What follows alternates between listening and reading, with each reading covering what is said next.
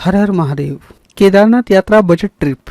अगर आप केदारनाथ धाम की यात्रा करना चाहते हैं और ये जानकारी चाहते हैं कि आपका कितना खर्चा आने वाला है अगर आप सोलो ट्रैवलिंग करते हैं तो चलिए मैं आपको पूरा स्टेप बाय स्टेप बताने वाला हूँ कि आपको कहाँ रुकना है, आपका कितना खर्चा आएगा और आपको कैसे केदारनाथ धाम की यात्रा करनी है। तो चलिए स्टार्ट करते हैं अपना टॉपिक।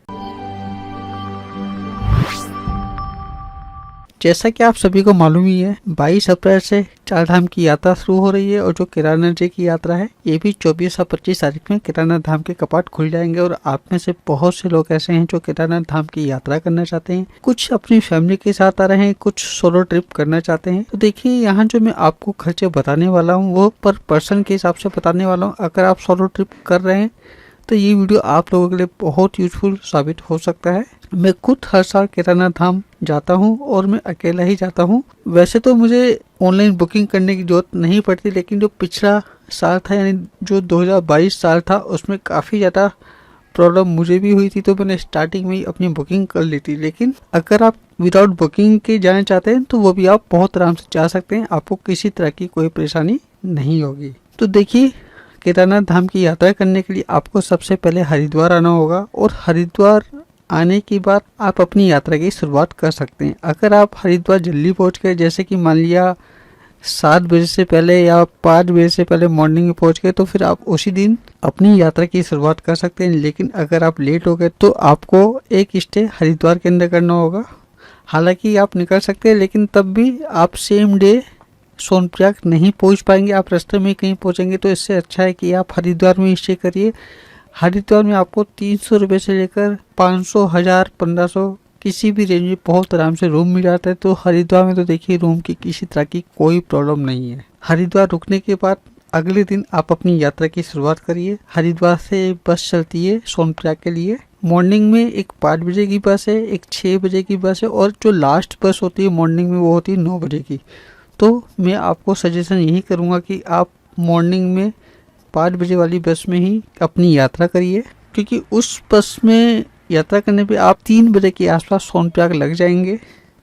और जो हरिद्वार से बस की बुकिंग है वो आप ऑनलाइन पहले से कर लो। ऑनलाइन तो आपको टिकट थोड़ा महंगा पड़ेगा, लेकिन अगर आप मेरे माध्यम से बुकिंग करते हैं तो मैं आपका ऑनलाइन से कम प्राइस में बुकिंग करके दे दूंगा। हरिद्वार से सोनप्रयाग की बस की बुकिंग आप मेरे माध्यम से करा सकते हैं।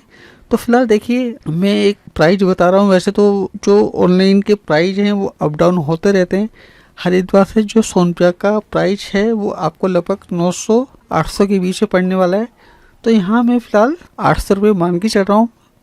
सपोज करिए आपको 800 रुपये का हरिद्वार से सोनप्रयाग का टिकट मिल गया, तो 800 रुपये आपके हरिद्वार से सोनप्रयाग के लग गए। इसके बाद जब आप वहाँ सोनप्रयाग जाएंगे तो एक स्टे आपको सोनप्रयाग या गौरीकुंड करना होगा।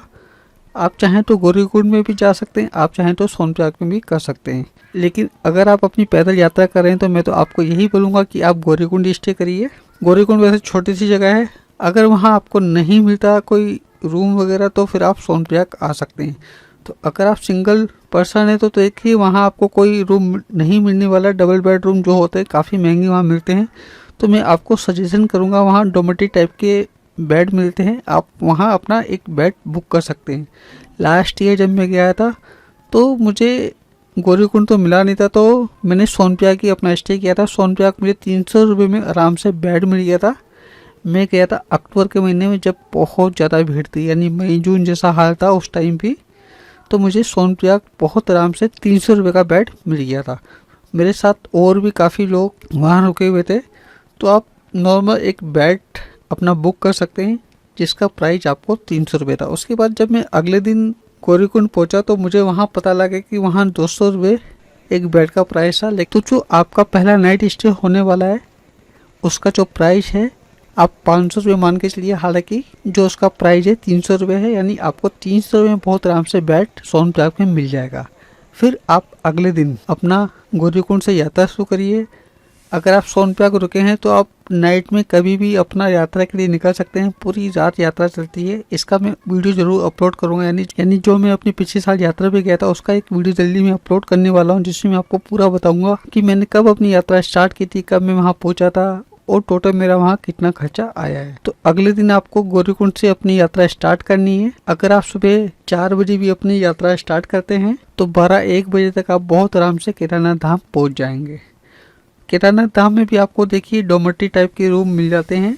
वहाँ सिंगल बेड का जो प्राइस है वो लगभग 2000 का प्राइस है, लेकिन अगर आप कम प्राइस में रहना चाहते हैं तो आप टेंट में रह सकते हैं। टेंट का जो प्राइस है 500 के आसपास प्राइस है, जिसकी बुकिंग आप चाहें तो ऑनलाइन कर सकते हैं। और देखिए मैंने आपको सोनप्रयाग में ये नहीं बताया कि आप ऑनलाइन बुकिंग कर सकते हैं, लेकिन सोनप्रयाग, गौरीकुंड और केदारनाथ तीनों ही जगह GMEN के रूम अवेलेबल हैं। जो सोनप्रयाग में GMEN का प्राइस है वो है 675 रुपये और गौरीकुंड में भी 450 के आसपास है। और जो आपका केदारनाथ है, केदारनाथ में सर्वरोहिणी में जो इनका सिंगल बेड है वो लगभग 1200 के आसपास है। तो आप चाहें तो ऑनलाइन भी बुकिंग कर सकते हैं, लेकिन काफी लोग ऐसे हैं जो ऑनलाइन बुकिंग नहीं करना चाहते, तो आप केदारनाथ धाम जाके टेंट में भी अपना वहाँ रुक सकते हैं। तो टेंट का प्राइस 500 रुपये है। तो फिलहाल मैंने आपको देखिए 3 प्राइस बताए हैं। हरिद्वार से सोनप्रयाग आपका 900 रुपये बस का मान लीजिए।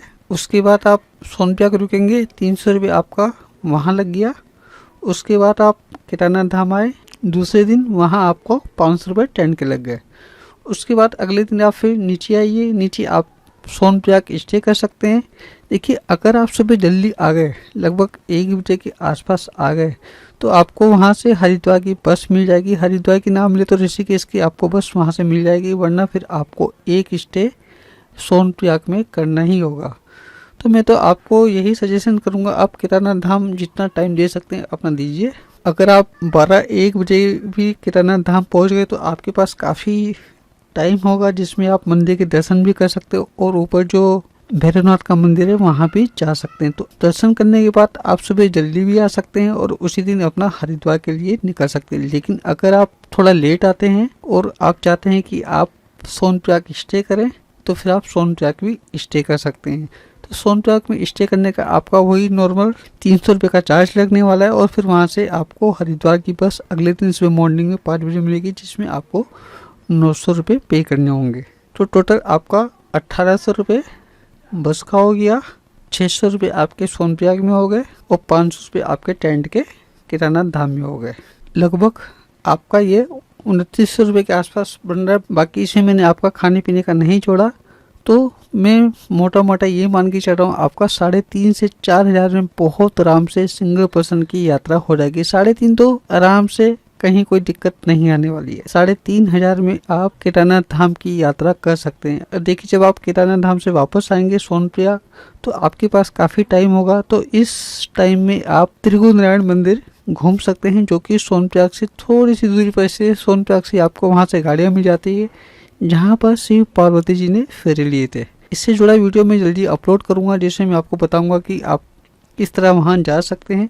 लेकिन जो लोग सोलो ट्रिप करना चाहते हैं उनको मैंने एक बजट बता दिया है कि इतना बजट उनका आने वाला है।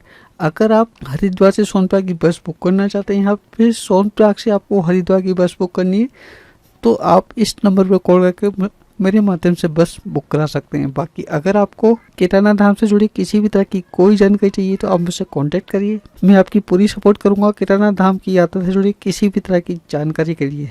तो आज के लिए बस इतना ही। हर हर महादेव।